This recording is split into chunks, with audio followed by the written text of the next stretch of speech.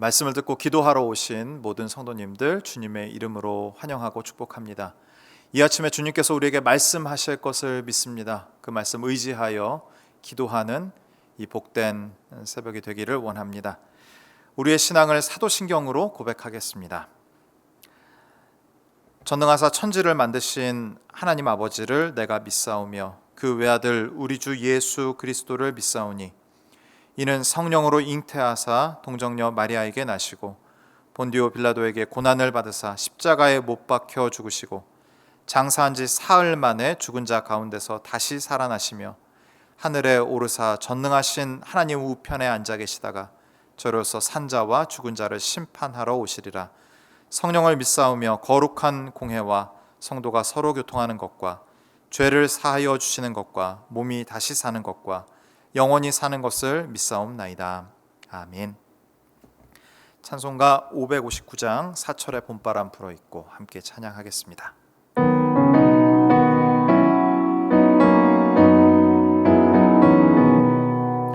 사철의 봄바람 불어있고 하나님 아버지 모셨으니 믿음의 반석도 든든하다. 우리 집 즐거운 동산이라. 고마워라 임마누엘 예수만 섬기는 우리 집. 고마워라 임마누엘 복되고 즐거운 하루하루.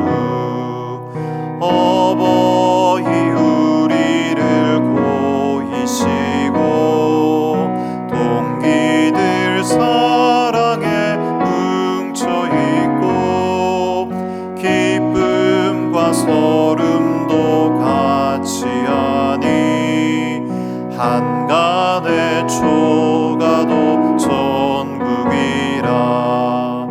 고마워라 임마누엘 예수만 섬기는 우리 집. 고마워라 임마누엘 복되고 즐거운 하루하루. 아침과 저녁에 수고하여 다 같이 일하는 온 식구가 한 상에 둘러서 먹고 마셔. 여기가 우리의 낙원이라. 고마워라 임마누엘 예수만 섬기는 우리 집. 고마워라 임마누엘 복되고 즐거운 하루하루. 아멘. 함께 본 하나님 말씀 사사기 17장 6절에서 13절 말씀입니다. 사사기 17장 6절에서 13절 함께 보겠습니다. 그때에는 이스라엘의 왕이 없었으므로 사람마다 자기 소견에 오른 대로 행하였더라. 유다 가족에 속한 유다 베들레헴에 한 청년이 있었으니 그는 레위인으로서 거기서 거류하였더라. 그 사람이 거주할 곳을 찾고자 하여 그 성읍 유다 베들레헴을 떠나 가다가 에브라임 산지로 가서 미가의 집에 이르매 미가가 그에게 묻되 너는 어디서부터 오느냐 하니 그가 이르되 나는 유다 베들레헴의 레위인으로서 거류할 곳을 찾으러 가노라 하는지라. 미가가 그에게 이르되 내가 나와 함께 거주하며 나를 위하여 아버지와 제사장이 되라. 내가 해마다 은열과 의복 한 벌과 먹을 것을 주리라 하므로 그 레위인이 들어갔더라. 그 레위인이 그 사람과 함께 거주하기를 만족하게 생각했으니 이는 그 청년이 미가의 아들 중 하나가 하나같이 됨이라. 미가가 그 레위인을 거룩하게 구별하며 그 청년이 미가의 제사장이 되어 그 집에 있었더라. 이에 미가가 이르되 레위인이 내 제사장이 되었으니 이제 여호와께서 내게 복 주실 줄을 아노라 하니라. 아멘. 마지막 사사 삼손이 죽음 그 이후에 사사기 기자는 개인의 삶을 조명하기 시작합니다. 이스라엘 전체를 대표하는 사사의 삶이 아니라 한 개인의 삶을 조명함으로써 그 당시의 사람들은 이런 분위기 속에 살았다라는 것을 전달하고 싶은 것입니다. 오늘 본문의 미가는 평범한 사람입니다. 누구의 아들 미가 이렇게 시작하지도 않아요. 족보가 없다는 얘기입니다. 평범한 한 사람의 집에서 어떤 일이 벌어지는지 한번 같이 살펴보면 좋겠습니다. 사사기 17장은 두 이야기를 하고 있습니다. 1절부터 6절까지 미가와 그의 어머니에 대한 이야기, 7절부터 13절까지 미가와 레위인 청년의 이야기를 다루고 있습니다. 두 이야기 모두 등장하며 또 오늘 깊이 생각해 보려고 하는 인물이 바로 미가입니다. 미가의 이름의 뜻을 아십니까? 미가의 이름의 뜻은 누가 여호와와 같은가입니다. 하나님을 보다 강하고 또한 뛰어난 존재가 하나님보다 그런 존재가 있을 수 없다라는 의미로 미가의 이름을 이렇게 지은 듯합니다. 이름의 뜻만 보면 하나님을 정말 경외하는 집, 또 하나님을 정말 마음 깊이 섬기는 집에서 미가가 태어났나 보다 이런 생각을 우리가 할 수 있겠지만 이 사람들의 말과 행동을 보면 그렇지 않다라는 거죠.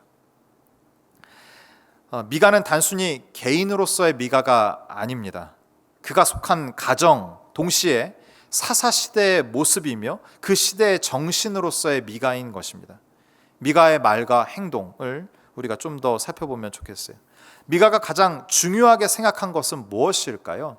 그 사람의 가치관을 볼 수 있는 대목인데 사사기 17장 2절 13절입니다. 함께 보겠습니다. 그의 어머니가 이르되 내 아들이 여호와께 복받기를 원하노라 하니라. 13절도 마저 보죠. 이에 미가가 이르되 레위인이 내 제사장이 되었으니 이제 여호와께서 내게 복 주실 줄을 아노라 하니라. 반복되는 표현이 있죠. 그렇습니다. 복입니다. 미가와 이 가정의 가장 중요한 가치는 복이었습니다. 복. 비상식적인 아주 이상한 일을 버려서라도 복만 받으면 된다라는 것이 미가와 이 가정의 가치였다라는 거죠. 미가와 그의 어머니 이야기를 보겠습니다. 본문 2절입니다. 같이 보죠. 그의 어머니에게 이르되 어머니께서 은 1,100을 잃어버리셨으므로 저주하시고 내 귀에도 말씀하셨더니 보소서 그 은이 내게 있나이다. 내가 그것을 가졌나이다 하니 그의 어머니가 이르되 내 아들이 여호와께 복받기를 원하노라 하니라. 어떤 상황입니까? 미가의 어머니가 은 1,100을 잃어버렸습니다. 아무리 찾아도 찾을 수가 없습니다. 답답한 마음이었겠죠. 가족에게도 다 알리고 미가에게도 알렸어요. 나 은 1,100 잃어버렸다. 어디 갔는지 모르겠다. 다 같이 찾아보자. 집안을 곳곳이 다 찾아봐도 은 1,100이 없는 거예요. 급기야는 미가의 어머니의 마음이 너무나도 격해져서 그 가져간 사람에 대하여 저주하기 시작합니다. 얼마나 큰 돈이었기에 미가의 어머니가 이렇게 반응하는 것일까요?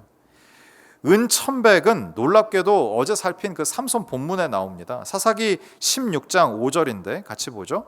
블레셋 사람의 방백들이 그 여인에게로 올라가서 그에게 이르되 삼손을 꾀어서 무엇으로 말미암아 그 큰 힘이 생기는지 그리고 우리가 어떻게 하면 능히 그를 결박하여 굴복하게 할 수 있을는지 알아보라. 그리하면 우리가 각각 은 1,100개씩을 내게 주리라 하니. 블레셋의 골칫덩어리 어떤 삼손을 결박할 방법을 알아와라. 그러니까 삼손 현상금 건 겁니다. 그게 은 1,100인 거죠. 근데 더 구체적으로 얘기하면 우리가 각각 은 1,100을 주겠다고 했으니까 은 1,100보다 많은 거예요. 몇 명이었을까 제가 좀 찾아보다가 현대인의 성경을 보니까 이렇게 돼 있어요. 그때 블레셋 5지방의 통치자들 5지방 5명이 각각 은 1,100씩 주기로 한 거예요. 그러니까 삼손의 현상금은 얼마였던 거예요? 은 5,500이었던 거죠. 예전에 그 알카에다 지도자 오사마 빈 라덴 현상금 생각이 났는데 얼마였는지 아십니까? 287억이었습니다. 그러니까 5로 나눠도 50억이 훌쩍 넘어요. 그러니까 우리의 체감상 50억 넘는 금액, 은 1,100. 미가 엄마가 잃어버린 돈, 은 1,100. 50억 이상. 뭐 제정신이 아니었겠죠. 은 1,100이 없어졌으니까 그 가져간 사람을 저주하기 시작해요. 어떻게 저주했다고는 구체적으로 성경에 나와 있지는 않지만 할 수 있는 가장 심한 저주를 했을 겁니다. 그 저주를 미가가 들었던 거죠. 그 저주를 들은 미가는 어떻게 반응합니까? 참 이게 신비한 부분, 제가 참 신기하게 생각하는 부분인데, 왕이 없던 그 시기에, 자기 소견에 옳은 대로 살았던 사사기 그 시기에 미가가 어머니의 저주를 듣고 자백을 합니다. 그 돌려주면서 미가가 하는 말을 한번 보셔요. 2절 다시 한번 보겠습니다. 그의 어머니에게 이르되 어머니께서 은 1,100을 잃어버리셨으므로 저주하시고 내 귀에도 말씀하셨더니 보소서 그 은이 내게 있나이다. 여기 주목해서 보세요. 내가 그것을 가졌나이다. 여기서 가져갔다라는 동사는 단순 분실이 아닌 거예요. 계획적인 미가의 절도였다라는 것을 사사기 기자가 쓰고 있는 것입니다. 그러니까 미가가 생각하기에 엄마가 저주를 하니까 그 저주가 나에게 임하지 않을까라는 마음. 미가와 미가의 가정의 가장 큰 가치는 뭐였어요? 복이었잖아요. 내가 복을 받지 못하면 어떡하지? 라는 마음으로 엄마에게 와서 그 돈을 내어놓으면서 돌려주면서 자백했는지도 모르겠습니다. 근데 그 이후에 그의 어머니의 반응이 충격적입니다. 2절을 볼까요? 그의 어머니에게 이르되 어머니께서 은 1,100을 잃어버리셨으므로 저주하시고 내 귀에도 말씀하셨더니 보소서 그 은이 내게 있나이다. 내가 그것을 가져갔나이다 하니까 엄마가 뭐라 그래요? 그의 어머니가 이르되 내 아들이 여호와께 복받기를 원하노라 하니라. 큰 돈을 다시 찾았으니까 그냥 기쁘니까 아들에게 막 복을 빌어줬을까요? 그래도 용기 있게 거짓말하지 않고 자백한 또 돌려준 그 아들이 고마워서 하나님께 복을 빌어줬을까요? 미가의 어머니는 은을 계획적으로 훔쳐간 그 아들을 혼내지 않습니다. 오히려 복을 빌어줍니다. 여호와께 거룩하게 드리겠다고 하면서 은 200을 들여가지고 신상 2개를 만들어요. 그리고 그 복의 증표로 미가에게 줍니다. 미가는 자신의 집에 그 신상을 보관합니다. 그리고 그 신상을 포함한 에봇과 드라빔 다 우상들입니다. 그 우상들을 관리할 목적으로 아들들 중에 제사장을 세웠다라는 기록이 이어집니다. 제사장을 세우는 기준도 없습니다. 하나님의 약속의 말씀, 율법, 계명 사라진 지 오래됐습니다. 이제 이스라엘을 다스리시는 또 인도에 가시는 하나님은 없습니다. 사사기 기자는 이 상황을 정리하면서 6절 사사기의 상징과 같은 말씀으로 이 상황을 정리합니다. 6절 볼까요? 그때에 이스라엘에 왕이 없었으므로 사람마다 자기 소견에 오른 대로 행하였더라. 이스라엘은 그들의 진정한 왕이신 하나님을 없애버렸습니다. 모두가 왕이 되어 살아가던 시대, 바로 사사 시대입니다. 요즘 밸런스 게임이라는 게 있지 않습니까? 둘 중에 꼭 하나 선택해야 됩니다. 밸런스 게임의 규칙이 그렇습니다. 답해 보시죠. 하나님 말씀대로 살지 않지만 자산 100억대의 부자인 자녀 대 넉넉하진 않지만 만족하며 하나님을 잘 섬기는 자녀. 지금 머뭇거리셨으면 이게 큰일입니다. 성도님의 복의 기준을 다시 점검할 필요가 있습니다. 그리고 나의 자녀에게 어떠한 신앙의 유산을 넘겨주고 있는지 점검해야 할 것입니다. 미가는 어찌 보면 피해자입니다. 누구 하나 미가에게 하나님의 말씀을 제대로 전한 적이 없어요. 그 가정에서는 또한 종교적인 용어도 씁니다. 하나님, 거룩, 제사 이런 얘기를 해요. 그렇다고 다 하나님을 믿는 하나님의 자녀는 아니지 않습니까? 교회 안에서 통용되는 말을 하면서도 세속적 가치관으로 살면 우리 자녀들은 너무 혼란스러울 것입니다. 그리고 말씀이 아닌 자신의 기준으로 모든 것을 정리해버릴 가능성이 큽니다. 미가처럼 말이죠. 너무 위험합니다. 무서운 결과를 같이 한번 보시겠습니까? 오늘 본문 두 번째 이야기입니다. 미가와 레위인 청년의 이야기인데요. 이 이야기에는 미가의 어머니는 등장하지 않습니다. 미가의 말과 행동을 고스란히 관찰할 수 있는 좋은 본문입니다. 베들레헴에 거류하면서 살던 레위인 청년 하나가 에브라임 산지까지 왔습니다. 그래서 미가와 만납니다. 이 내용부터 정상적이지가 않습니다. 레위인은 레위인이 머물러야 할 그곳이 있는데 정해진 곳에 살지 않았던 시대가 이 시대였던 거죠. 미가와 대화를 나누면서 미가는 이 레위인 청년을 자신의 집에 모셔서 제사장으로 삼으려고 합니다. 그때 했던 미가의 말과 행동에 좀 주목해 봤으면 좋겠어요. 10절인데요. 사사기 17장 10절 함께 보겠습니다. 미가가 그에게 이르되 내가 나와 함께 거주하며 나를 위하여 아버지와 제사장이 되라. 이 표현에 주목해서 보세요. 미가가 뭐라고 얘기해요? 아버지와 제사장이 되라. 미가가 레위인 청년을 제사장으로 모시며 아버지와 제사장이 될 것을 요구합니다. 미가가 정신 차린 겁니까 이제? 제사장으로 모셔서 그 제사장의 말을 나의 아버지의 말씀처럼 그 권위에 순종하고 순복하겠다고 말하고 있는 겁니까? 미가가 회개한 것일까요?